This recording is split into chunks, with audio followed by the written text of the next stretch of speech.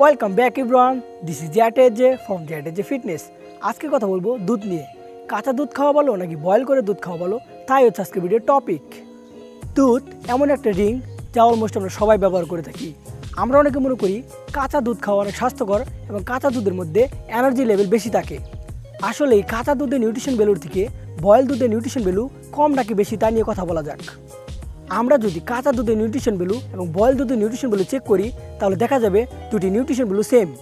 তাহলে বোঝা গেল কাঁচা দুধের এবং বয়েল দুধের পুষ্টি উপাদান সেম, বাট প্রবলেমটা হচ্ছে কাঁচা দুধের মধ্যে সালমোনেলা নামে একটি ব্যাকটেরিয়া থাকে যা আমাদের জন্য খুবই ক্ষতিকর।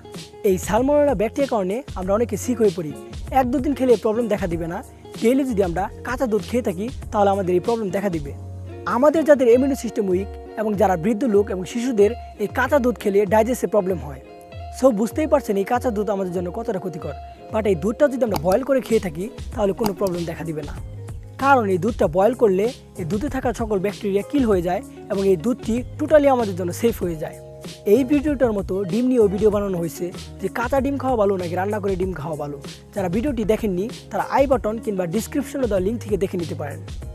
আজকের ভিডিও থেকে আশা করি বুঝতে পেরেছেন যে কাঁচা দুধ খাওয়া ভালো নাকি বয়েল করে দুধ খাওয়া ভালো। এই ছিল আজকের ভিডিও ভালো লাগলে লাইক, কমেন্ট, শেয়ার আর চ্যানেল সাবস্ক্রাইব করতে ভুলবেন না। দিস ইজ জ্যাটেজে সাইনিং আউট।